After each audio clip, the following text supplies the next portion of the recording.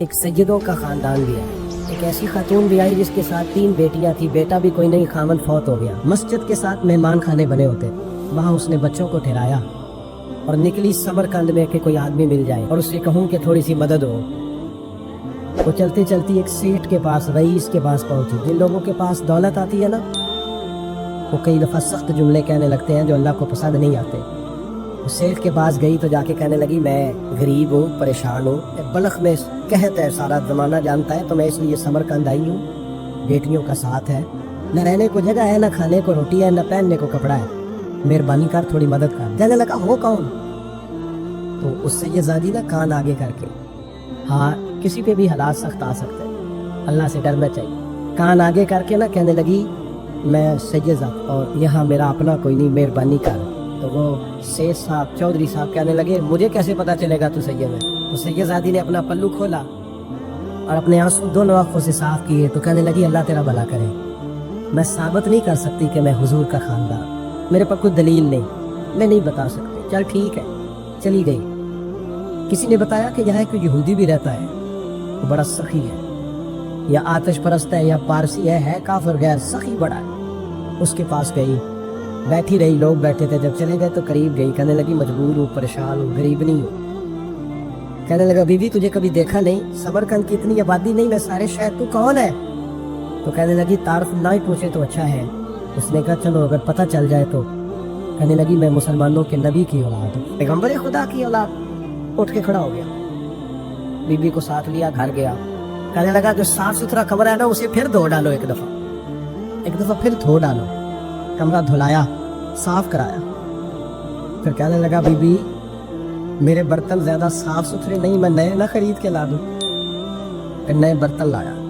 پھر اپنے بچوں سے کہنے لگا اونچا نہ بھولنا، یہ سیدہ فاطمہ کی شہزادی آئی، یہاں کوئی شخص اونچی بات نہ کرے. پھر کہنے لگا بی بی جو میرا بالکل طیب اور حلال رزق ہے نا، یہ اس میں سے لنگر ہے، لیکن چونکہ میں غیر مسلم ہوں، مجھے سلیقے نہیں آتے، جیسا تیسا بھی ہو نا اسے قبول کر لینا. خاتون کو کہنے لگا یہ گھر ہے، جب تک جی چاہے یہاں رہنا، اور دیکھنا ہو سکے تو رات اپنے نبی سے سفارش کرنا، میرا بھی مسئلہ، میری بھی کوئی قبولیت کہیں ہو جائے. وہ مسلمان کہلانے والا رات کو سویا. کہتے جنت سجی ہوئی ہے، لوگ جنت میں جا رہے ہیں، لائنیں لگی ہوئی ہیں، نبی پاک لوگوں کو جنت میں بھیج رہے ہیں. میں بھی دوڑ کے لائن میں لگ گیا. فرشتے نے میرا بازو پکڑا، کا پیچھے ہٹ. تو میں دوڑ کے حضور کی بارگاہ میں گیا. میں حضور سارے جنت میں جا رہے ہیں، یہ مجھے نہیں جانے دیتا. نبی پاک نے فرمایا تو کون ہے؟ کہ یا رسول اللہ میں مسلمان ہوں. کہتے حضور مجھ سے فرمانے لگے کوئی دلیل ہے تیرے پاس؟ دلیل ہے کوئی تیرے پاس؟ میں چپ کر گیا. فرمایا میری بیٹی ہے تیرے دروازے پر آ ہی گئی تھی تو دلیلیں پوچھنے لگ گیا تھا. میں جا دوڑ جا. سویرے آنکھ کھلی تو گلیوں میں ڈھونڈتا پھرتا ہے، تلاش کرتا پھرتا ہے، کونے کونے میں جاتا ہے. وہ سادات کا گھرانہ کام ہے. ڈھونڈتے ڈھونڈتے اس غیر مسلم کے دروازے پہ جا کے پہچان لیا. تو کہنے لگا خدا کا واسطہ جو تو نے نوکری کی ہے نا، ان کی مجھ سے 11 گنا لے لے، یہ سادات کا گھر مجھے دے دے. تو کہنے لگا کل تو آتا تو شاید بات اور ہوتی، آج بات اور ہے. اس نے کہا مہربانی کر. کہا نہیں کل تو آتا تو معاملہ اور تھا، آج معاملہ آج اور ہے، رنگ بدل گیا ہے، حالات تبدیل ہو گئے ہیں، اب تو دیکھتا کیا ہے، جا دوڑ جا. کہنے لگا نہیں مہربانی کر، دے دے. تو غیر مسلم میں تیرا کیا تعلق؟ کہنے لگا چپ کر، غیر مسلم میں کل تک تھا، کل سے سجدوں سے پیار کیا ہے تو میرے حالات سنور گئے ہیں. وہ جو نظارے تو نے رات خواب میں دیکھے ہیں میں نے جاگتی آنکھوں سے دیکھے ہیں، میں نے جاگتی آنکھوں سے. اور تو نے کسی مفتی پیر عالم کے ہاتھ پہ کلمہ پڑھا ہے، میں نے رات محمد عربی ہاتھ پہ کلمہ پڑھا ہے. شیخ الاسلام ابن المسلمین خواجہ قمر الدین سیالوی. خواجہ صاحب سچ مچ کے شیخ الاسلام تھے اور اللہ تعالیٰ نے انہیں بڑا ہی اعزاز عطا فرمایا. بڑی بات تھی، ایسے شیخ بھی کم دنیا میں ہوتے. اور 20 علماء ان کے مرید تھے. پنڈی کے علاقے میں نا اپنے بہت سارے علماء، کسی علماء کی میٹنگ میں گئے تھے، علماء کافی تھے، تو ایک سید عالم تھے، انہوں نے نماز پڑھائی. عالم بھی تھے اور سید بھی تھے. جماعت کرائی تو نماز کے بعد پتہ چلا کہ کوئی ایسی واضح غلطی ہو گئی ہے کہ نماز ہوئی نہیں. اب ہمارے تو کسی نمازی کو کسی مسئلے کا پتہ چل جائے دوسروں کو جینے نہیں دیتا، کہتا صرف میری نماز ٹھیک ہے، تم سب کی غلط ہے۔ اور پھر بندہ عالم ہو، اسے پتہ ہو مسئلے کا، تو پھر وہ سانس لینے دے، یہ بڑا مشکل کام ہے۔ علم یہاں بالکل زیادہ ہو تو پھر بندے کو حوصلہ ہوتا ہے اس پہ، تو پتہ ہے تھوڑا پانی ہوتا ہے نا برتن میں تو آوازیں زیادہ نکالتا ہے۔ علماء سارے کہنے لگے جی جلدی سے بتائیں جی حضرت صاحب وہ نماز نہیں ہوئی، تو خواجہ صاحب فرمایا چپ کر جو، پتہ مجھے بھی ہے نماز نہیں ہوئی، پر مسئلہ یہ ہے میرا مولوی نہیں نا، یہ رسول اللہ کا خاندان ہے، اور تیری نسل پاک میں ہے بچہ بچہ نور کا، فرمایا کہ حضور کا خاندان ہے، چپ کر جاؤ، طریقے سے بات کرنی، ادب سے۔ اور کوئی عالم ہوتا تو میں لقمہ دیتا، یہ سادات ہے، چپ کرو۔ چلو کہنے لگے میں نے سوچ رہا ہوں کہ کوئی جملہ مل جائے تو شاہ جی کو کہوں کہ نماز نہیں ہوئی، حالانکہ بڑے عالم تھے خواجہ صاحب، وہ زبردست قسم کے محقق عالم۔ تھوڑی دیر کے بعد کہنے لگے لو جی مجھے نا مل گیا جملہ، میں شاہ جی کو بتانے لگا ہوں۔ کب بتائیں؟ تو سلام لی آگے جا کے شاہ جی کے ہاتھ چومے، کہنے لگے حضور آپ کے پیچھے نماز پڑھی ہے، سید ہے تو مزہ بڑا ہے، ان 4 وقتوں کا بڑا ہی مزہ ہے، ہمارا دل کرتا ہے ایک دفعہ یہی نماز دوبارہ نہیں پڑھا دیتے، مزہ ہی بڑا ہے نا، ذرا ایک دفعہ دوبارہ نہیں پڑھا دیتے نماز، مزہ بڑا ہے۔ تو شاہ جی کہنے لگے لا تو مجھے بھی رہا تھا نماز کوئی نہیں ہوئی، پر میں کہہ رہا تھا شاید میرا وہم ہی ہو، لگ رہا تھا کہ نماز نہیں ہوئی۔ آپ بڑے سمجھدار آدمی ہیں، آپ نے سید کا ادب بھی بچا لیا ہے اور مسئلہ بھی بتا دیا ہے۔ تیری نسل پاک میں ہے بچہ بچہ نور کا، تو ہے عین نور، تیرا سب گھرانہ نور کا۔ ہمارا تعلق اعلیٰ حضرت فاضل بریلوی کے ساتھ ہے، اعلیٰ حضرت فاضل بریلوی رحمت، ایک پیر صاحب نے دعوت دی، پیلی بھیت کے پیر صاحب تھی، دعوت دی، ان کے جلسے میں عرس پہ اعلیٰ حضرت گئے، اور جب میرے امام پہنچے تو بے پردہ بیویاں سامنے بیٹھی تھی۔ میرا موضوع نہیں تھا لیکن بات ہو رہی تھی، سوال پوچھا جا رہا تھا، وضاحت ضروری سمجھ رہا ہوں۔ بے پردہ بیویاں سامنے بیٹھی تھی، اور وہ بزرگ سید بھی کہلاتے تھے۔ اعلیٰ حضرت رحمۃ اللہ علیہ واپس پلٹے، واپس بھرے مجمع میں اٹھ کے آ گئے، دوڑا آیا، لوگ بھی تھے، کہنے لگے حضور آپ امام ہیں، بزرگ ہیں ہمارے، آپ کا رویہ نرم ہونا چاہیے، تھوڑا خیال کریں، کوئی غلطی ہے تو سمجھائے، آپ جا رہے ہیں کوئی غلطی ہے تو سمجھائیں، رویہ نرم ہونا چاہیے، سمجھا دیں، آپ اٹھ کے جا رہے ہیں۔ آپ فرمانے لگے جو رسول اللہ کی شریعت کا لحاظ نہ کرے اس کے ساتھ نرم رویہ نہیں رکھنا چاہیے، نرم رویہ نہیں رکھ۔ فرمایا اگر آپ سید نہ کہلاتے ہوتے تو پھر میں کھڑے ہو کے بات کرتا، نرمی صرف اس لیے کی ہے کہ تیری نسل پاک میں ہے بچہ بچہ نور کا۔ لیکن وہ شاہ بھی کوئی قیمتی بزرگ تھے، سید صاحب بھی، تو کہنے لگے حضور بھی میری طرف دیکھیں، بڑے مجمع میں کہتا ہوں مجھ سے غلطی ہوگی، آئندہ نہیں کروں گا۔ اور پھر میرے امام کی شان دیکھیں، جب شاہ صاحب نے بڑے مجمع میں کہا غلطی ہو گئی آئندہ نہیں کروں گا، تو لوگوں نے دیکھا کہ کروڑوں سنیوں کا تنہا امام زمین پہ جھک گئے اور سید کے پیر چومنے شروع کر دیے۔ فرمانے لگے اگر آپ غلطی مانتے ہیں تو میں بھی رسول اللہ کی اولاد کا نوکر ہوں، تو میرے بھائی یاد رکھیں ایسے ہی تھوڑا آد ہے، ہم کوئی ایسے گرے پڑے لوگ نہیں جس مرضی آدمی کو اٹھ کے ماننا شروع کر دے۔ ہماری عقیدت بڑی غیرت مند ہے، ہمارے نظریات بڑے پختہ ہیں، اور ایک منٹ کے لیے بھی ہمیں کوئی شرمندگی نہیں، پار کے ادھر پھینکتے۔ ہم کیا سمجھتے ہیں کسی کے درجنوں مرید ہو یا لاکھوں مرید ہو، ہمارے لیے کسوٹی رسول اللہ کی شریعت ہے، نبی پاک کا دین معیار ہے۔ حضرت سلطان باہو رحمت اللہ تعالیٰ نے ایک خادم ہوئے، ان کا اصل نام امیر بابا لکھا ہے بعض جگہوں پہ، لیکن ان کو کڈن میاں، بڈھے میاں کئی ناموں سے یاد کیا جاتا ہے، بڑے درویش تھے، صاحب حضوری آدمی تھے۔ اکثر لوگ دم درود کرانے آتے تھے ان کے پاس، بزرگوں کے پاس لوگ آتے ہیں، اللہ کے بندے دعا کرتے ہیں تو اللہ خیر فرما دیتا ہے۔ آج کل کا زمانہ نہیں، اب تو دکانداری ہے نا، ٹوکن چلتے ہیں، تو اللہ تعالیٰ خیر کرے، حالات بڑے عجیب و غریب ہے۔ تو ان کے پاس لوگ آیا کرتے تھے دم کرانے، انہوں نے نا دور ایک برتن رکھا ہوا تھا، تو کوئی آدمی آتا تو تھوڑا سا اس میں نذرانہ ڈالتا، اللہ کہتا حضرت جی میرا یہ کام ہے، یہ کر دے۔ وہ خلیفہ تھے حضرت سلطان باہو، وہ گردن جھکاتے، تھوڑی دیر کے بعد سال اٹھاتے، کہتے تیرا کام ہو جائے گا۔ صحیح مسلم کی حدیث ہے، نبی پاک نے فرمایا رب اشغاز اکبر لو اقسم علی اللہ لابرہ، اللہ کے کچھ بندے ایسے ہیں جو اللہ کو قسم بھی دے تو اللہ ان کی قسم پوری کر دیتا ہے، ان کے کپڑے مٹی سے بھرے ہوتے ہیں پر اللہ کو کہہ دے تو اللہ کر دیتا ہے۔ حضرت سلطان باہو کے وہ خلیفہ کہتے ہو جائے گا تو ہو جاتا، پھر کوئی بندہ آ کے کہتا جی نذرانہ ڈال دیا تو کام، گردن چکاتے، کہتے اپنے پیسے نکال کے لینا، تیرا کام کوئی نہیں ہونا۔ ایک دفعہ کچھ سید زادیاں آ گئی، انہوں نے آ کے نا اس زمانے میں 100 روپیہ، سمجھ لے کہ آج کا 1,00,000 روپیہ بابا جی کے نذرانے والے گلے میں ڈالا، اور آ کے کہا کہ بابا ہمارے نا ایک بچے کو سزائے موت ہو گئی اور حلفاً بتاتے ہیں کہ ناجائز پھانسی کا حکم ہوا ہے، تو تیری رب رسول کی بارگاہ تک رسائی ہے، مہربانی کا، سیدوں کا بچہ ہے، مہربانی کا۔ بابا جی نے گردن چکائی اور کہا اپنا 100 روپیہ نکال کے لے جاؤ، مشکل ہے بچہ بچے تو۔ میں کچھ نہیں کر سکتا۔ سید آدمی تھی روتی ہوئی لوٹ گئی، بچے کی نانی زندہ تھی، ان کو جا کے بتایا تو وہ رونے لگ گئی، کہنے لگی تمہیں بات نہیں کرنی آئی، اللہ کے بندے بڑے نرم دل ہوتے، تمہیں منانا نہیں آیا، ورنہ یہ ہو سکتا تھا۔ میں جاتی ہوں، آئی 100 روپیہ ڈالا، اور بابا جی امیر صاحب کے پاس بیٹھ کے کہنے لگی بابا بات یہ ہے کہ ہم سید ہے سارا ہمارے گھرانے کا، پر چلو آج تک رسائی تیری ہے، آج کل تیرے تعلقات مضبوط ہیں تو مہربانی کر، کوئی غلط بات نہیں، بچے کو پھانسی غلط ہو رہی، مہربانی کر۔ بابا کہنے لگا اماں میرے بس میں نہیں، میں بھی تو اللہ کا کمزور بندہ ہوں نا، مالک کا کمزور بندہ ہوں، وہ ضروری نہیں، دعا پہ فضل ہوتا ہے، اگر اس کی مشیت ہو تو پھر بندہ کیا کر سکتا ہے۔ تو اماں یہ کام نہیں ہو سکتا، تو اماں رونے لگ گئی، کہنے لگی کوئی نہیں، میں قیامت کے دن حضور کی بارگاہ میں تیری شکایت کروں گی، میں کہوں گی کہ میں نے بتایا تھا میں سید ہوں، اس نے توجہ ہی نہیں کی، میرا کوئی خیال ہی نہیں کیا۔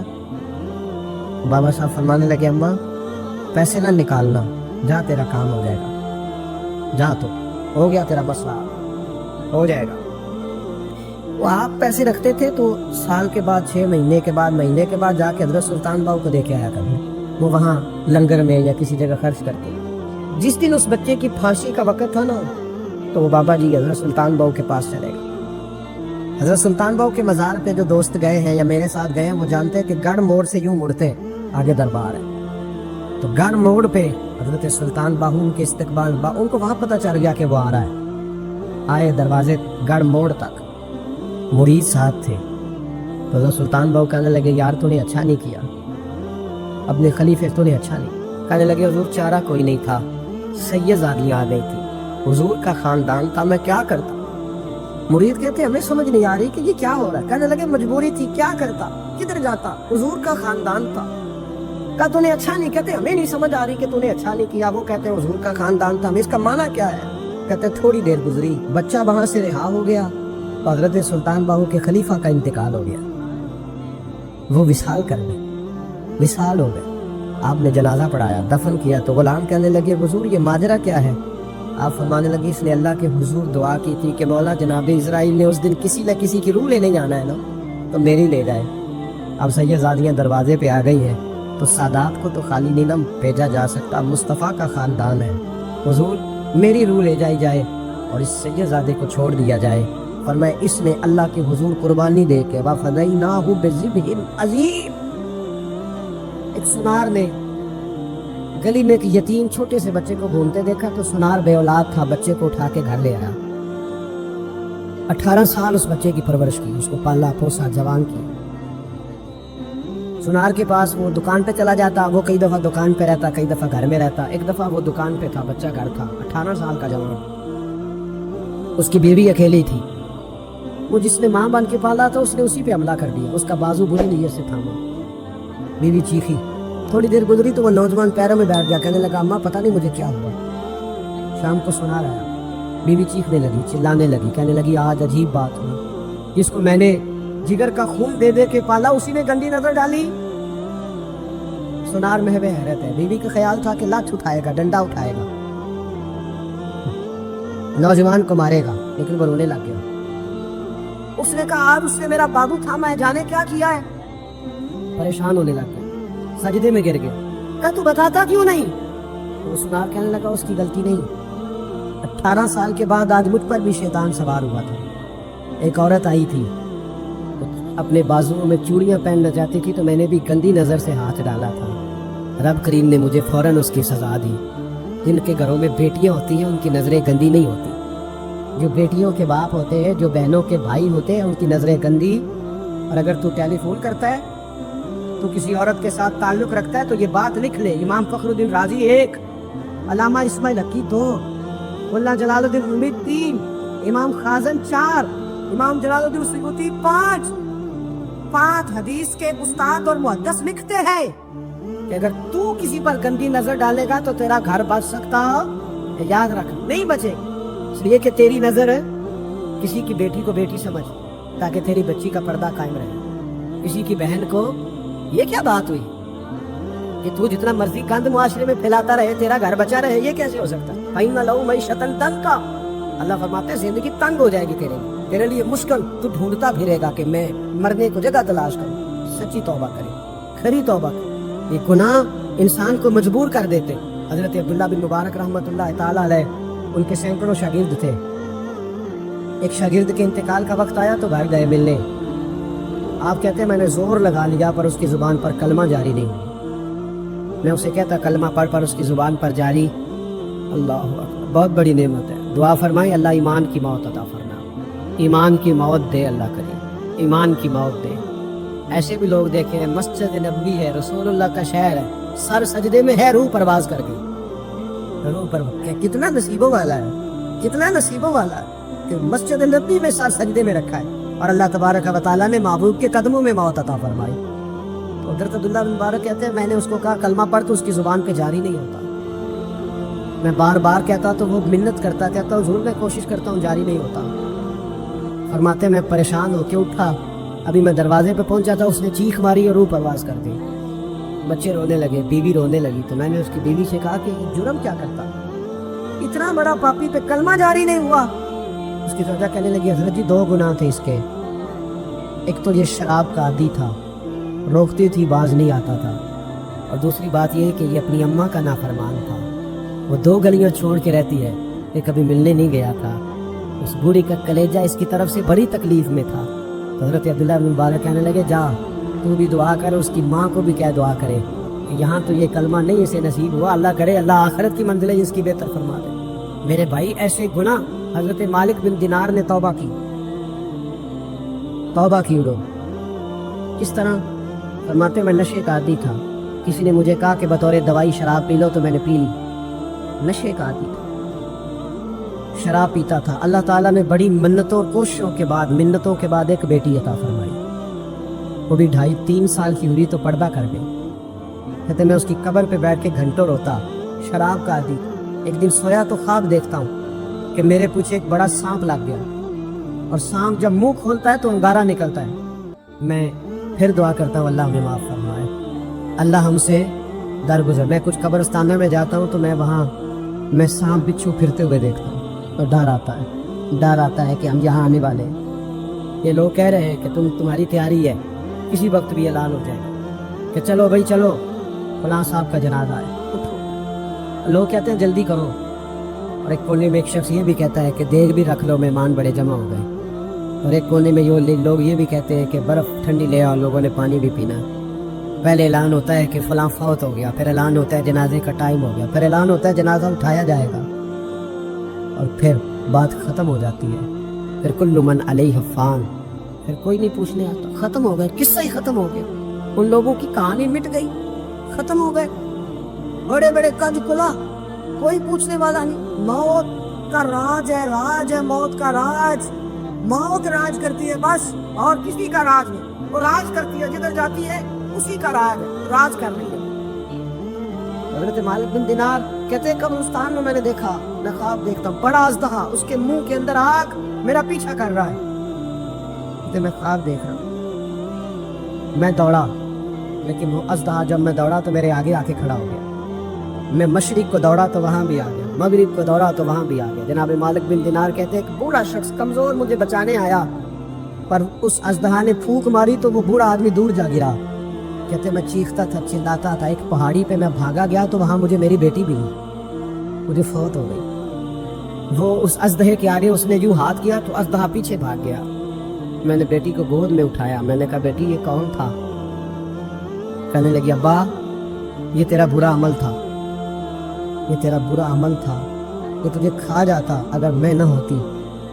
तो कहा ये बूढ़ा जो मुझे बचाने आया ये कौन था? कहा ये तेरा अच्छा अमल था, पर कमज़ोर बड़ा था, थोड़ा था, ये तेरे बुरे अमल का मुकाबला करने की हिम्मत नहीं रखता था।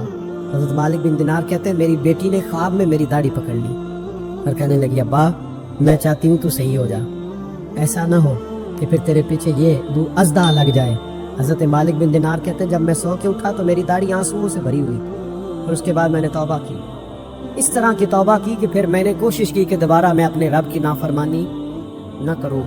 हज़रत अब्दुल्लाह इब्न अब्बास फरमाते थे जो दुनिया में हंस हंस के गुनाह करते हैं ना, हंस हंस के झूठ, हंस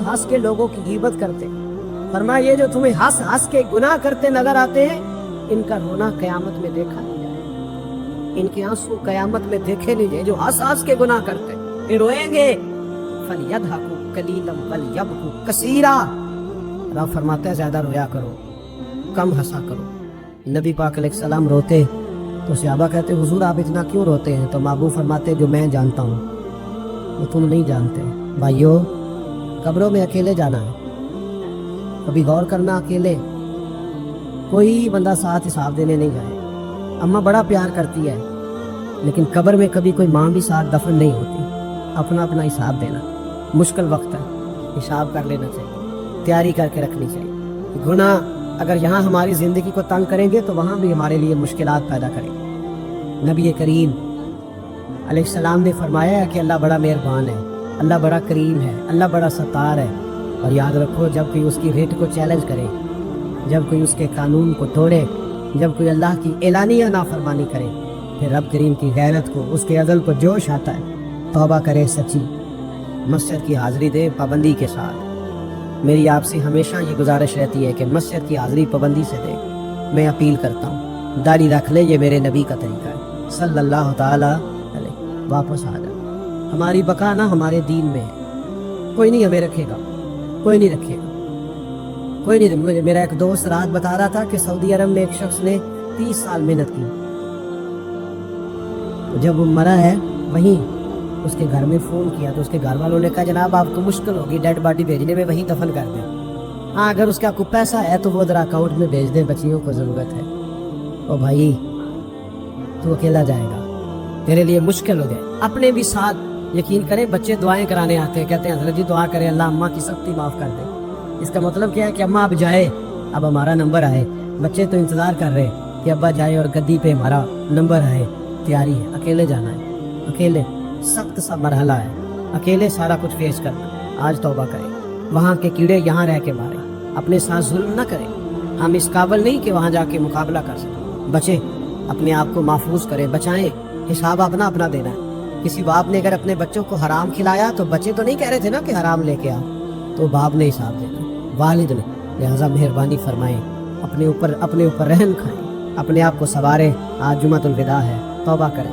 اللہ کے نیک بندوں کی صحبت میں بیٹھا کریں اچھی باتیں سنا کریں تاکہ دل نرم رہے ان جگہوں سے بچیں جو گناہ کی طرف لے کے جاتے ظلم سے زیادتی سے جبر سے بچیں اپنے آپ کو اپنے رب کریم کی بارگاہ میں چکا دے ہمارا کہیں اور گزارا نہیں کوئی نہیں ہمیں پوچھے اقبال رو پڑے آخری عمر میں رو پڑے اور اللہ کی بارگاہ میں عرض کرنے لگے نہ جہاں میں کہیں بھی امان ملی جو امان ملی تو کہاں ملی میرے جرم خانہ خراب تیرے عفو بندہ نواز میں پناہ صرف اللہ رسول کی بارگاہ میں حضرت مصعب ابن عمیر بڑے مالدار تھے اور بڑے مہنگے جوڑے پہنتے تھے پھر اللہ نے کرم کیا اور حضور کی غلامی میں آ گئے میں حضرت مصعب ابن عمیر کو پڑھ کے نا تو ایک جملہ میں نے نیچے لکھا ہے میں نے کہا اس کا تبلیغ کرو یہ وہاں گئے کسی کے گھر میں حضرت اسد بن زرارہ رضی اللہ تعالیٰ عنہ کے گھر میں ڈیرا لگایا وہاں بنی ظفر کا ایک گھر تھا ایک حضرت اسد بن زرارہ کا وہاں تبلیغ کرتے دین بتاتے جوان آدمی اور امیر آدمی محنت کرنے کی کیا ضرورت ہے کسی کی محنت کرنے کی کیا ضرورت ہے پر دروازے رسول پہ آئے نا حیدر شاہ اس گلی کدے نہ رول دی پر ہن تے رول گئی نا آئے نا تو آ کے حضور کی بارگاہ سے پیغام لے کے یہاں پہنچ گئے حضرت اسد بن زرارہ کے گھر میں ان کا قیام تھا رضی اللہ تعالیٰ مسلمان ہو چکے اور ان کی خالہ کے بیٹے تھے حضرت سعد بن معاذ جو قبیلہ بنو اشہل کے سربراہ تھے اپنے قبیلے کے سردار تھے اور خالہ کے بیٹے تھے وہاں آ گئے حضرت مصعب بن عمیر نے تبلیغ شروع کر دی شروع میں غریب لوگ کلمہ پڑھنے والے تھے بات ذرا پھیلنے لگی تو حضرت سعد بن معاذ نے خود نہیں کہا خالہ کے بیٹے تھے نہ کہا وہ ناراض نہ ہو جائے حضرت سید ابن خدیر کو بلا کے کہنے لگے یار تو جا میرا وہ خالہ کا بیٹا ہے میں کوئی بات کروں گا تو ناراض ہو جائے گا جا سمجھا وہ ہمارے سادہ لوگوں کو کہہ رہے ہیں کہ تمہارے باپ دادا بھی گمراہ تھے بت پوجتے تھے واپس آؤ تو وہ تو ایک نئی دراریں ڈالے جا کے اب وہ بھی سردار بندے تھے دوسرا یہ کہ اگر کوئی کسی کو اشتعال دلا کے بھیجے وہ کسی کو کہہ کے بھیجے کہ جا کے کمال کر دے تو ہی ہے جو اٹھا سکے تو آپ کو پتہ ہے چودھری صاحب کو تو 3 دفعہ چودھری صحیح کر کے کہہ دے تو کام ویسے ہی اللہ ماشاءاللہ اوپر چلا جاتا ہے چودھری صاحب کہتے ہیں میں چودھری بن کے دکھانا ہے ہو ہی نہیں سکتا شیخ صاحب کو 2-4 دفعہ آپ نے کہنا ہے آپ شیخ صاحب ہیں تو معاملہ جو ہے وہ اوپر چلا جاتا ہے کہ جوان بچے ہیں ان کو آپ کہہ دیں کہ اتنا تو جوان ہے اور فلانا تجھے بات کر کے پہلے بیچارہ چاہے بھول بھی گیا ہو وہ چلا جاتا ہے گھر سے بندوق لے انہوں نے کہا بڑی باتیں کی پورا غصہ لے گیا نا یہ بھی ایک لہجہ تھا جواب میں مصعب ابن عمیر کا بھی لہجہ تھا. اب باتیں کرتے رہے تو یہ ہنستے رہے. تو یار اس رستے کا مسافر ہی نہیں, یہ تو ان کو پوچھنا جو مسافر ہے, کہہ جو کہنا ہے. تو تر شروع ہو کے گالی ہزار دے, یہ وہ نشہ ہی نہیں جو کوئی ترشی اتار دے. تو کر جو تو نے بات کر دی وہ کرتے ہیں. جب غصہ ٹھنڈا ہو گیا, سارا کچھ کہہ چکے, تو مصعب ابن عمیر کہنے لگے جی آپ نے ڈانٹا ہے, ہم تو تیار بیٹھے ہیں جانے کے لیے. گئے بس 2-3 باتیں ہماری بھی سن لیں گے. میں کہا سنائیے. 2-3 آیتیں پڑھی قرآن پاک, تھوڑا سا حضور کی سیرت نور کو چھیڑا تو وہ ڈنڈا انہوں نے پھینک دیا. فرمانے لگے اس دین میں داخل ہونا ہو تو طریقہ کیا ہے؟ تو حضرت مصعب ابن عمیر کہنے لگے آپ غسل کریں, کپڑے بدلے, آئے میں کلمہ پڑھاتا ہوں. انہوں نے غسل کیا, کپڑے بدلے, کلمہ پڑھا. اب واپس گئے تو ان کو پتا تھا میں نے جانا ہے, تو سعد بن معاذ نے رزلٹ پوچھنا ہے. کہتے ہیں اس نے مجھے بھیجا تھا تو میں نے بھی اسے بھیجا. کہتے ہیں میں نے جا کے کہا اس قبیلے کا قبیلہ بنی عارصہ کے ساتھ مقابلہ چلتا تھا. کہتے ہیں میں نے بھی اسی طرح کی سٹوری سنائی جا کے. حالانکہ حضرت سعد بن معاذ کہتے ہیں جب یہ آ رہے تھے نا واپس, تو میں سمجھ رہا تھا بندہ وہ نہیں جو میں نے بھیجا تھا, اس میں کوئی انقلاب آ گیا, تبدیلی آ گئی. آ کے کہنے لگے یار تیری وہ خالہ کا بیٹا ہے, میں نے کیا مقابلہ کرنا ہے, وہ تو بنو عارصہ والے بھی لڑ رہے ہیں, تمہارا شریکہ بھی لڑائی کر رہا ہے, تو تم جاؤ ان کو بھی منع کرو اور اپنے شریکے کو بھی کہو کہ یہ ہمارے گھر کا مسئلہ ہے, ہم خود نمٹ لیں گے, تم جاؤ. کہتے ہیں میں نے کہا اچھا اگر تجھ سے بھی نہیں نہ ہوا تو مجھے 2 بات کرنے پڑیں گے. آستینیں چڑھا لی, ڈنڈا پکڑ لیا. کہتے ہیں گیا اور جا کے جو مجھ سے ہو سکتا تھا میں نے کہا. جب میں پوری طرح کہہ چکا نا, اب وہاں تو لہجہ بدل چکا تھا نا. حضرت سیدنا مصعب ابن عمیر تو طے کر لیا تھا نا, سیکھا تھا نا حضور سے. تو معاملہ بڑا انفرادی تھا, رنگ ہی بڑا انوکھا تھا, کہے جس نے جو کہنا ہے. اب یہاں تو معاملہ دوسری طرح کا ہوگا. پوری کہتے ہیں میں نے بات کر لی, تو وہ میں نے کہا جاتے ہو کہ نہیں؟ کہنے لگے تھی جانا ہے. جانا کیوں نہیں, تاڑی مار اڑانا باہو اسی دیکھ کے ہی اڑن آ رہے تیار بیٹھے. ہمیں مدینے والے نے کہا تھا حبشہ جاؤ تو گئے تھے, واپس مکے آؤ تو آئے تھے, اب یہاں بھیجا تو تاڑی مار اڑانا باہو اسی تھے اگے ہی اڑن آ رہے. آپ نے فرمایا جانا تو ہے, اور آپ کہہ رہے ہیں جاؤ تو ہم جاتے ہیں, لڑائی نہیں کرتے, پر 2-3 باتیں ہماری بھی سن لو. حضرت سعد بن معاذ کہنے لگے سناؤ. تو حضرت مصعب ابن عمیر کا لہجے کا حسن, لہجے کی خوبصورتی. لوگ کہتے ہیں جی آپ کے پاس ایسا کیا ہے؟ تو بھی جواب یہ ہے کچھ تو ایسا ہے نا جو تمہارے پاس نہیں. کچھ تو ایسا ہے نا, تو جاؤ ٹٹولو, سوچو, پتہ کرو. کچھ تو ایسا ہے نا جو تمہارے پاس نہیں ہے, وہ تلاش کرنا چاہیے کہ جو کہیں اور نہیں ہے, اور اگر نہیں تمہارے پاس تو وہ حاصل کرو, پیدا کرو. حضرت سیدنا مصعب ابن عمیر نے 2-3 آیتیں سنائی, حضور کی باتیں سنائی. تو سن کے صحابہ کی باتیں جب لوگ مسلمان ہوتے تھے, پھر سرور عالم کی یارو گفتار کا عالم کیا ہوگا. انہوں نے 2-3 باتیں سنائی تو حضرت سعد بن معاذ بھی مسلمان ہو گئے. اب واپس گئے. ایک قبیلے کے سردار تھے, اور یہ وہ لیڈر تھے جن پر قبیلہ جان دیتا تھا. سارے لیڈر اس طرح کے نہیں ہوتے کہ قوم کا ایک خائن ہے, بددیانت ہے. لیڈر تھے پر قبیلہ جان دیتا تھا. جا کے کھڑے ہوئے قبیلے والوں کے پاس, کہنے لگے میرے بارے میں تمہارا کیا خیال ہے؟ انہوں نے کہا سردار کو پوچھنے والی بات ہے, یہ تو ہماری کو نیکی ہے کہ آپ جیسا سردار ملا ہے. فرمانے لگے مجھ سے پیار کرتے ہو؟ حضرت جی بڑا. فرمایا مجھ پر تمہارے ساتھ آج کے بعد کلام حرام ہے. کہا کیوں؟ کہنے لگے اتنی دیر کلام نہیں کروں گا جتنی دیر تم مدینے والے رسول کا کلمہ پڑھ کے مسلمان نہیں ہے. اللہ تعالیٰ نے ارشاد فرمایا کہ الذی خلق الموت والحیات لیبلوکم ایکم احسن عملا. فرمایا ہم نے موت اور حیات کو اس لیے پیدا کیا ہے تاکہ پتہ چلے تم میں اچھے کام کون کرتا ہے, بہترین عمل کون کرتا ہے, سوسائٹی میں, معاشرے میں اچھا کردار کون چھوڑ کے جاتا ہے. نبی پاک صلی اللہ علیہ وسلم کے ایک صحابی حضور کی بارگاہ میں بیٹھے تھے, تو حضرت اسرائیل علیہ السلام حاضر خدمت ہو گئے. عرض کی یا رسول اللہ صلی اللہ علیہ وسلم, ہم آپ کے نا اس غلام کی روح قبض کرنے والے ہیں تھوڑی دیر تک. تو سرکار نے فرمایا تیرا بلاوا آ گیا میاں. کوئی پریشانی نہیں اس صحابی کو, کہ ہمارے ہاں بہت سارے لوگ نفسیاتی مریض ہو جاتے ہیں, قبر کے دروازے بند ہیں, کھڑکیاں بند ہیں, ہوا نہیں جاتی. بالکل نہیں جاتی. اس کے لیے جس نے قبر کو کبھی یاد ہی نہیں کیا, جو سارا دن بندہ ہی راضی کرتا رہا, کسی کا ولیمہ ہو, کسی کا جنازہ, کسی کو فاتحہ, فقط اللہ کے لیے نہیں بندوں کے لیے سارا دن یہی کام کرتا رہا, تو قبر میں اندھیرا تو نظر آئے گا.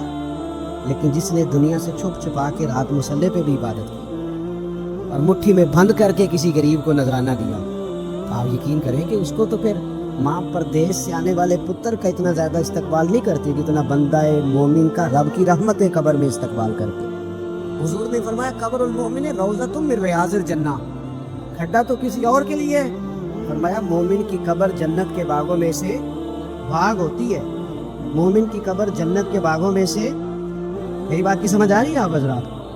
तो कुरान मजीद के साथ जब दिलचस्पी होती है, जब ज़ौक़ होता है, इमाम राज़ी ने लिखा है कि नबी पाक सल्लल्लाहु तआला अलैहि वसल्लम ने अपने सहाबी से फरमाया भाई थोड़ी देर के बाद तेरी रूह कब्ज़ हो जाएगी। उनको कोई परेशानी नहीं, बड़े मुतमईन रहे, बड़े मुतमईन। मिट्टी दें ते मिट्टी रह नहीं, एमी कादी बल्ले बल्ले, अज मिट्टी दे उत्ते बंदे आते कल मिट्टी दे थले। वो मुतमईन है, वो तैयार बैठे, बिल्कुल तैयार।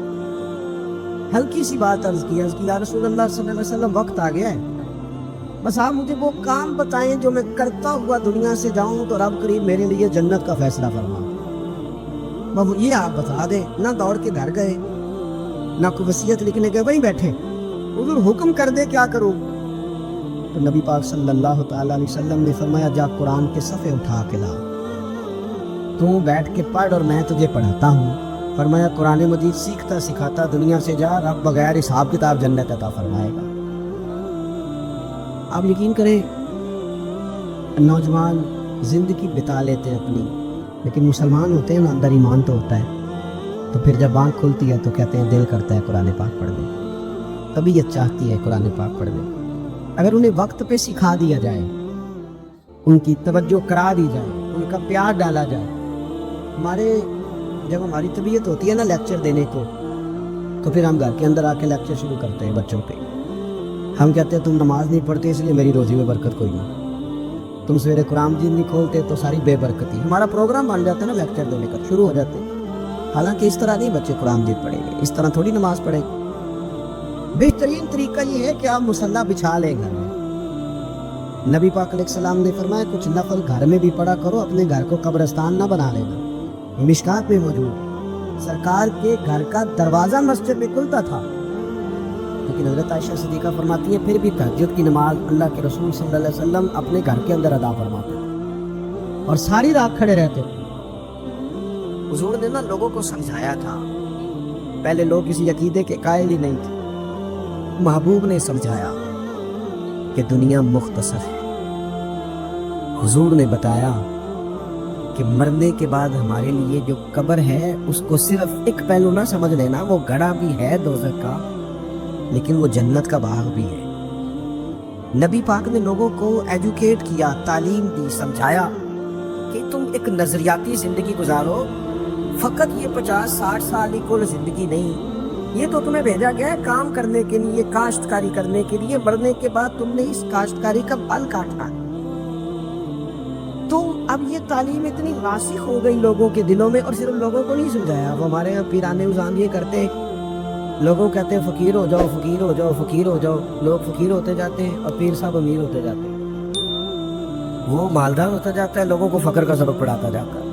नबी पाक अलैहिस्सलाम ने लोगों को जब ये कहा ना कि जिंदगी चंद रोजा है, तो ये तालीम लोगों को तो दी, लेकिन अपना हाल ये था, एक वक्त रोटी खाई और 3 वक्त फाका किया। महबूब ने चटाई पर आराम फरमाया, हुजूर मोटे बान की चारपाई पे लेटे, मोटे बान हज़रत उमर फरमाते मैं तबन सख्त था, लेकिन हुजूर की कमर पर जब मैंने चारपाई के निशान देखे तो मैं रो पड़ा। या रसूलल्लाह, अल्लाह के दुश्मन इतनी मौज में हैं और आप।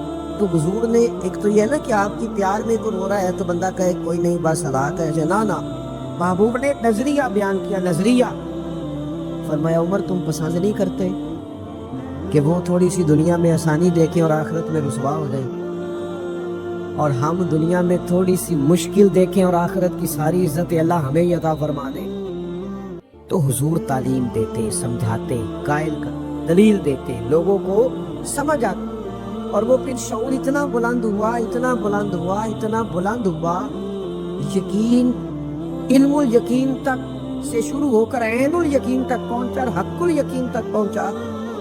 हज़रत अनस बिन नदर रज़ी अल्लाह ताला अन्हु उहद के मैदान में जब मौजूद थे ना, तो जन्नत की बातें सुन सुन के, वो तालीम ले ले के कल्बी वारदात इस तरह की हो गई थी कि मैदान उहद में खड़े होकर लोगों से कह रहे थे ना उधर जाओ, इधर वापस आओ। مجھے تو احد پہاڑ کے دامن سے جنت کی خوشبو آ بھی رہی ہے، جنت کی خوشبو آ رہی ہے۔ تو تعلیم کا کچھ نہ تھوڑا سا سیکھنے کا ماحول بنائیں۔ ہمارے ہاں الجھنیں بہت زیادہ ہیں، ایک لمبی تعداد ہے لوگوں کی جو ہر وقت ذہنی کشمکش کا شکار رہتی ہے، ایک تناؤ ہے، ایک الجھاؤ ہے۔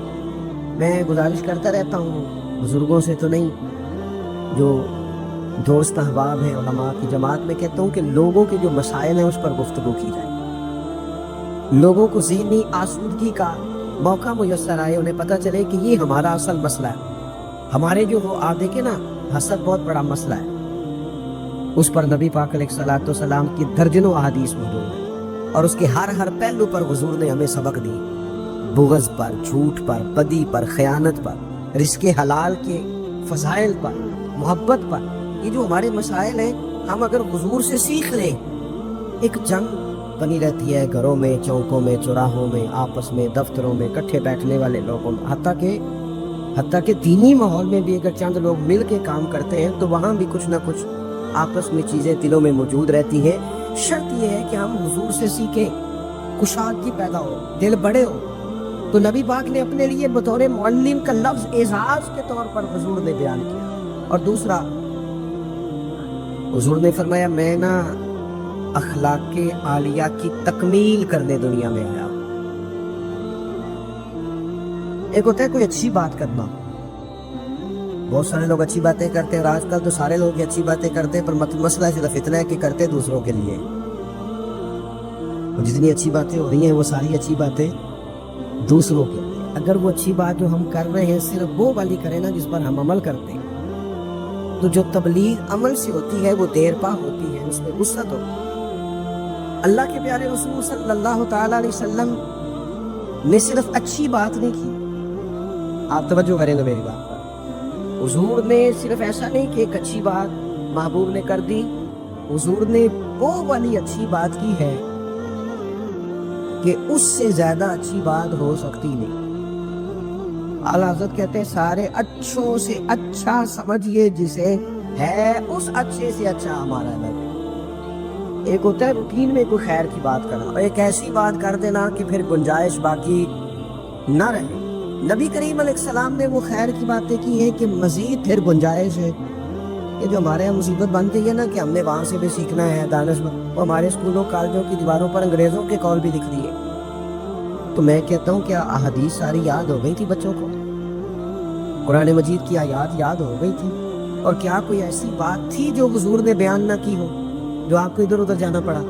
اللہ کے پیارے رسول صلی اللہ تعالیٰ علیہ وسلم نے تکمیل کر دی اخلاق عالیہ، بلندی اخلاق جہاں تک جا سکتے تھے وہ ساری چیزیں حضور نے ہمیں دی ہیں۔ اخلاق کی کوئی ایسی بات نہیں جو رسول پاک صلی اللہ تعالیٰ علیہ وسلم نے ہمیں نہ بتائی ہو، اور وہ باتیں ہمیں یاد بھی ہیں۔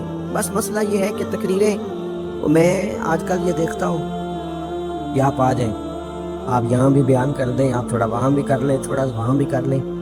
تو میں یہ اکثر کہتا ہوں دوستوں سے کہ اگر تو تقریریں ہیں فقط کانوں کی لذت کے لیے پھر تو سارا دن سنو، اور اگر عمل کے لیے ہے نا تو پھر میرا خیال ہے 20 منٹ اگر کسی نے کوئی بات سن رکھی ہے تو عمل کے لیے کافی ہے، وہ عمل کے لیے کافی ہے۔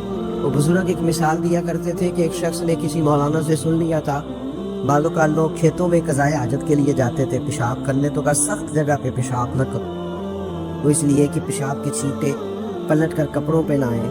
تو اس بیچارے نے وہ مسئلہ سن لیا، وہ سنانے والا نہیں تھا نا عمل والا تھا۔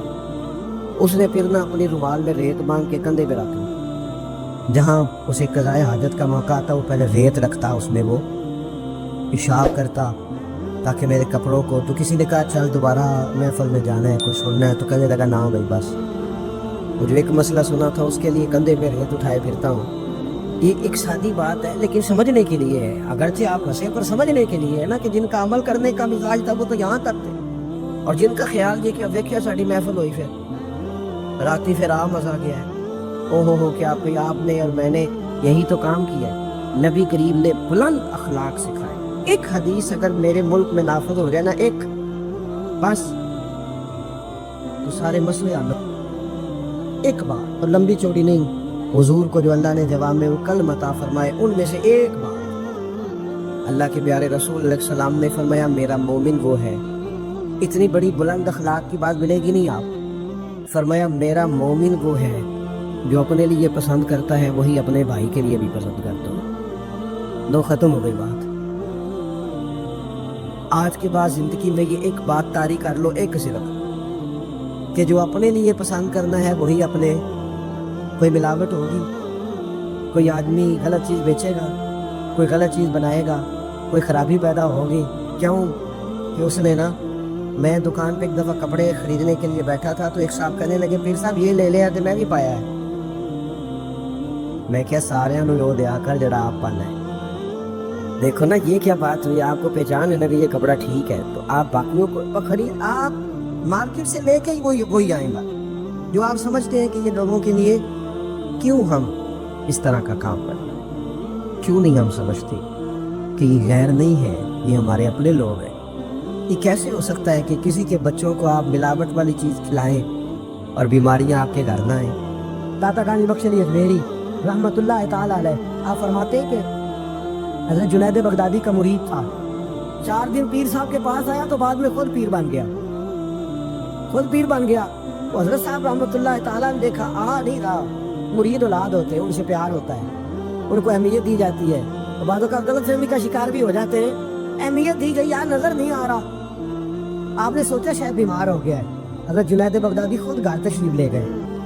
حضرت جنید بغدادی جن کا ولیوں میں اس طرح مقام ہے جس طرح حضرت جبریل امین کا فرشتوں میں مقام ہے، اتنا بڑا، چل کے گھر گئے اور جا کے کہا السلام علیکم، کہتا جی وعلیکم السلام، تو آتا کیوں نہیں؟ کہتا مجھے باپ کی ضرورت ہی نہیں، میں اب خود بڑا پرہیزگار ہوں، مجھے کیا ضرورت ہے میں کسی کو اپنا بڑا مانوں، میں خود بڑا پرہیزگار ہوں۔ فرمایا ہوا کیا؟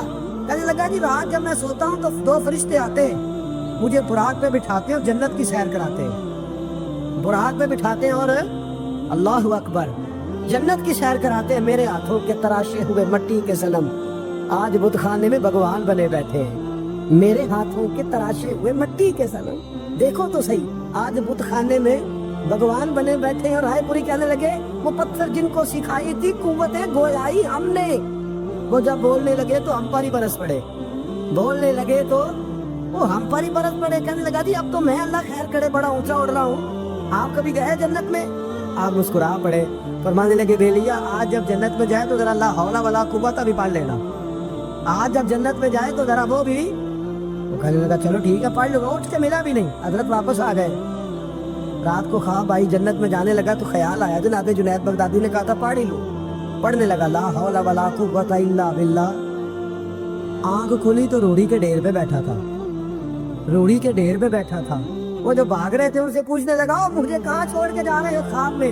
تو کہنے لگے شیطان کے مختلف روپ تھے، تو اصل میں حضرت جنید کے پاس زیادہ آنے جانے لگا تھا تو اللہ کے قریب ہونے لگا تھا، تو ہم نے چکر چلا کے تجھے وہاں سے روکا، تو بیوقوف سمجھ نہیں آئی؟ اب رونے لگا جاؤں تو کس منہ سے جاؤں، حاضری دوں تو کس منہ سے دوں، اب میں کیسے جاؤں اس کی بارگاہ ناز تک، کس طرح حاضری دوں؟ گرا جو ان کی نگاہ سے وہ سنبھل نہیں سکتا، لیکن جیسے ہی دروازے سے اندر داخل ہوا حضرت جنید نے آنکھ اٹھائی اور مسکرائے، فرمایا میں نے تجھے پہلے ہی کہا تھا کہ لاہور تو پڑھ لینا، فرمایا آ جا، اللہ والوں کے دروازے بند نہیں ہوا کرتے۔ میرے گاؤں کا ایک موچی ہے جوتے گانٹتا ہے، اس شخص نے 4 بیٹیاں بیائی ہیں جوتے گانٹ، اور میرے ابا جی بتایا کرتے تھے کہ جن دنوں نا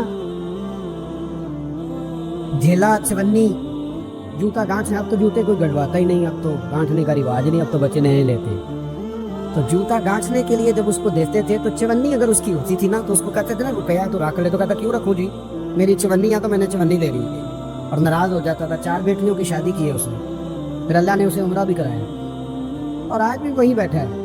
تو میں جب گاؤں جاتا تو میں کہتا ہوں چاچا میں تیرے ساتھ تصویر کھنچوانی ہے، تو مجھے کہتے ہیں پتر میرا تو منہ بھی نہیں تو گیا میرے ساتھ فوٹو، تو میں کہتا ہوں یار تو ایک انسان ہے۔ نہیں، حضرت معاویہ بن حکم رضی اللہ تعالیٰ عنہ کہتے ہیں میں نے حضور کی مسجد شریف میں نماز پڑھی تو ایک شخص کو نا چھینک آئی، یہ بھی بخاری مسلم میں موجود ہے، تو میں نے نماز میں کہہ دیا یرحمک اللہ، یہ چھینک آنے کا جواب ہوتا ہے، میں نے یہ نماز میں کہہ دیا، تب بہت سارے لوگ مجھے گھورنے لگے، کچھ نے اپنے ہاتھ بھی مارے زانوں پر کہ یہ کیا کر رہے ہو، نماز میں بول رہے ہو؟ فرماتے ہیں نماز مکمل ہوئی اور یہ لفظ حضرت معاویہ بن حکم رضی اللہ تعالیٰ عنہ کے فرمانے لگے قسم اللہ کی میں نے حضور سے بہتر سمجھانے والا نہ پہلے کبھی دیکھا ہے نہ بعد میں کبھی دیکھا. فرماتے ہیں نہ حضور نے مجھے مارا نہ ڈانٹا بلکہ جس طرح ایک بچے کو گویا ٹریٹ کیا جاتا ہے سمجھایا جاتا ہے. حضور فرمانے لگے اللہ کے بندے نماز میں کوئی اور بات نہیں کرنی چاہیے, صرف اللہ کی تسبیح پڑھنی چاہیے, اس کے اسماء کا ذکر کرنا چاہیے یا قرآن پاک پڑھنا چاہیے. نماز میں کوئی اور کلام کرنے کی اجازت نہیں ہے. ہمارے ہاں لوگ دینی مسئلہ سمجھاتے ہیں تو اتنا ان کے مزاج میں تلخی ہوتی ہے بعض اوقات اللہ ماشاءاللہ. کچھ لوگوں کی طبیعت اتنی کرخت ہوتی ہے, بچہ نماز پڑھ رہا ہے اور حاجی صاحب اس کے ساتھ کھڑے نماز پڑھ رہے ہیں لیکن وہ اس کو کھڑا کر رہے ہیں تو یوں کندھے سے ہلا کے تینوں آج تک نہیں پتا نماز ہے کہ یا دین سکھا رہے ہیں. یہ اخلاقی رویہ دین سکھانے کا, یہ لب و لہجہ دین سکھانے کا. قطعاً ایسا کوئی کام نہ کرے. میں تو یہ مدارس کے اساتذہ سے بھی کہتا رہتا ہوں, میں کہتا ہوں نبی پاک نے کبھی کسی کو نہیں مارا. آپ بچوں کو ڈانٹے کریں کچھ لیکن وہ رویہ آپ اختیار نہ کریں جس کی دین اجازت نہیں دیتا. تو اخلاقیات میں ان چیزوں کا ضرور خیال کریں. ایک روایت اور عرض کر دوں آپ کو. حضرت جابر بن عبداللہ رضی اللہ تعالیٰ عنہ فرماتے ہیں میرے والد احد میں شہید ہو گئے تھے. میرے ذمہ بہنوں کا بوجھ بھی تھا اور قرضہ بھی تھا. اللہ کے محبوب علیہ السلام نے مختلف طریقوں سے مختلف انداز میں میرے اوپر کرم نوازیاں فرما. نوازنے کا طریقہ, آپ نہ کسی کو نوازیں بہانے بہانے سے. میں نے بعض بزرگوں کو دیکھا ہے کسی بچے کو ادارے میں خانقاہ میں کمزور دیکھتے, اس ریلا بھی نہیں ہو سکا تو چل پتر نہ سنا, اور نہ سنا رہا ہے تو اسے نذرانہ دے رہے ہیں. چل بیٹے تلاوت سیکھ سنا, چل تقریر سنا, کسی بھی طریقے سے اس کو تسلی ہو رہی. اور اس طرح کا رویہ نہ اپنایا جائے کہ وہ مانگنے والا بن جائے. یہ اخلاقی بلندی ہوتی ہے آپ کہ آپ کسی شخص کو بہانوں سے نوازیں. اس طرح کا ماحول نہ بنائے کہ آپ اسے کہیں کہ تو کمزور ہے, غریب ہے, فقیر ہے, لہٰذا تجھے دے رہا ہوں. حضرت جابر بن عبداللہ فرماتے ہیں اور یہ بھی آپ کو مسلم شریف میں ملے گا, فرماتے ہیں کہ جنگ میں حضور کے ساتھ تھا, میرا اونٹ بڑا کمزور ہو گیا, بیمار ہو گیا, چل نہیں رہا تھا. حضور میرے قریب آئے اور پیچھے آ کے فرمانے لگے اسے بھگاتا کیوں نہیں. میں نے کہا حضور بیمار ہے کیسے بھگاؤں. تو نبی پاک نے نا اونٹ کو ایک درہ لگایا اور گویا پیغمبر اعظم نے حکم دیا, نبی رحمت نے, نبی اکرم نے حکم دیا, پر میں اونٹ بھاگتا کیوں نہیں. وہ جو سب سے پیچھے تھا وہ سب سے آگے نکل گیا. واہ کیا جود و کرم ہے شہ بتہا تیرا, اور نہیں سنتا ہی نہیں مانگنے والا تیرا. سرکار نے حکم دیا, وہ سب سے آگے نکل گیا. اب حضور گھوڑا دوڑا کے آگے آئے, فرمانے لگے جابر ہے یہ اونٹ میرے ہاتھ بیچ نہیں دیتا. وہ بیمار تھا, حضور کے حکم سے بھاگا ہے, فرمایا بیچ نہیں دیتا. کہا نہیں یا رسول اللہ پیسے رکھ لے. فرمایا نہیں میں پیسے دوں گا. یا رسول اللہ آپ کا یہ ہے. فرمایا نہیں آپ قیمت بتائیں. حضور ٹھیک ہے اتنے کا اونٹ ہے, میں مدینہ طیبہ جا کے آپ کی خدمت میں پیش کر دوں گا. حضرت جابر بن عبداللہ فرماتے ہیں حضور نے مجھ سے اونٹ خریدا. مدینہ طیبہ پہنچ کر نبی پاک صلی اللہ تعالیٰ علیہ وسلم نے سیدنا بلال حبشی سے فرمایا جابر کو اونٹ کی قیمت بھی دے دو اور کچھ پیسے زیادہ بھی دے دو. فرماتے ہیں مجھے اونٹ کی قیمت بھی مل گئی, کچھ پیسے زیادہ بھی مل گئے. اور جب میں حضور کی بارگاہ میں حاضر ہوا اونٹ پیش کر کے اور قیمت لے کے جانے لگا تو حضور فرمانے لگے جابر جانا نہیں, قیمت بھی تیری ہے اونٹ بھی تیرا ہے. نبی پاک نے وہ اونٹ بھی تحفے میں مجھے واپس دے دیا. یہ اخلاقی رویے کی بلندی کہ کسی شخص کی غربت میں اسے نوازنا, لیکن اس طرح کا نوازنا اسے محسوس نہ ہو. حضرت عمار ابن یاسر رضی اللہ تعالیٰ عنہ کے پورے خاندان کو کفار نے گھیر لیا, مارنا پیٹنا شروع کیا. آپ کو بھی, آپ کے بھائی کو بھی, آپ کی والدہ کو بھی, آپ کے والد کو بھی. اتنا مارا کہ لہو لوہان کر دیا, زخم پہ زخم کھا کے جی خونے جگر کے گھونٹ پی اور آہ نہ کر لبوں کو سی. یہ عشق ہے کوئی دل لگی نہیں, یہ آزمائش حسن ہے اگر کسی کو راہ خدا میں آئے. سیدنا عمار ابن یاسر کی والدہ کو اس طرح مارا کہ ان کی ایک ٹانگ ایک اونٹ کے ساتھ باندھ دی, دوسری کے ساتھ باندھ دی, اور پھر ان کو نیزے مارے حتیٰ کہ 2 حصوں میں کٹ گیا وجود. اور وہ باہمت خاتون درد سہتے سہتے اپنے رب کے حضور حاضر ہو گئے. پھر ان کے والد کو شہید کیا. کس کے لیے, کس کے نام پر, کس وجہ سے. پھر ان کے بھائی کو شہید کیا. پھر جناب عمار ابن یاسر وہ سخت صدمے میں تھے, پھر ان کو مار رہے. پھر ان کو مجبور کیا کلمات کفر کہنے کے لیے، ان کے منہ سے نکل گئے، انہوں نے ایسے کلمات کہہ دیے جو معاذ اللہ کفریات تھے۔ اب اتنا زد و کوف ہوا، تکلیف تھی، بول دیا انہوں نے۔ لوگ دوڑے گئے نبی کریم کی بارگاہ میں، عمار تو معاذ اللہ کافر ہو گئے۔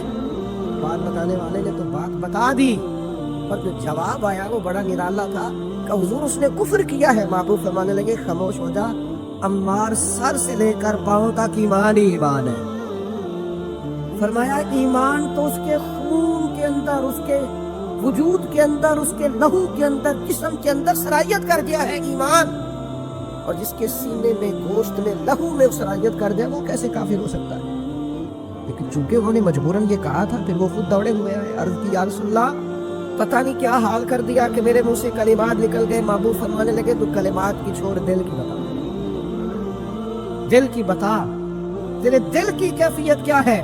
عرض کی یا رسول اللہ دل تو ہر لمحے کے لیے ایمان پر مطمئن ہے۔ تو محبوب نے فرمایا کوئی بات نہیں کہ جان بچانے کے لیے ایسا کرنا پڑے تو حرج ہے، کوئی ڈٹ جائے نہ کفر کرے تو اعلیٰ شہید ہے، لیکن اپنی جان بچانے کے لیے کسی نے مجبور ہو کر صرف زبان سے یہ کلمات کہہ دیے تو حرج ہے۔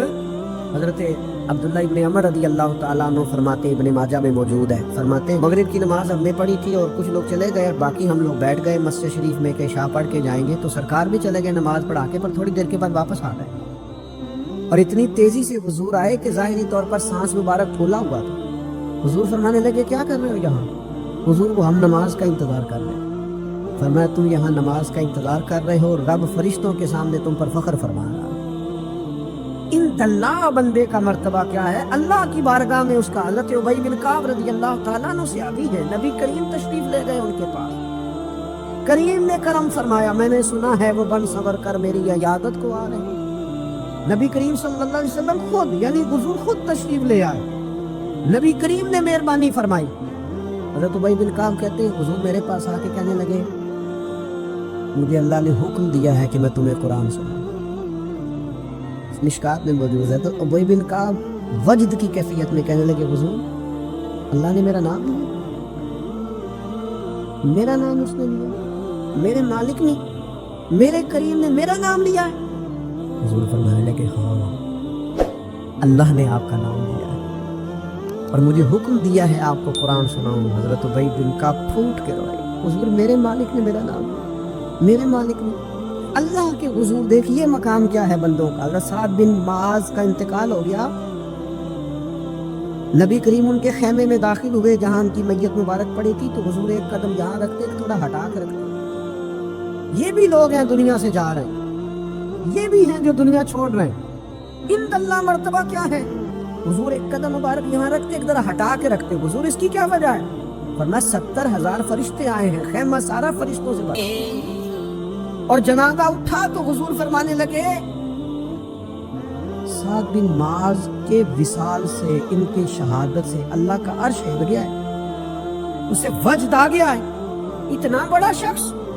اور صحابہ فرماتے ہیں ہم ان کی قبر کھود رہے تھے تو خوشبوئیں پہلے ہی نکلنی شروع ہو گئی، پہلے ہی خوشبوئیں نکلنی شروع ہو گئی۔ میرے مرنے پہ ہر سو شور مچ جائے گا، دیکھو گے کہنے الوداع سرکار خود تشریف لائیں گے۔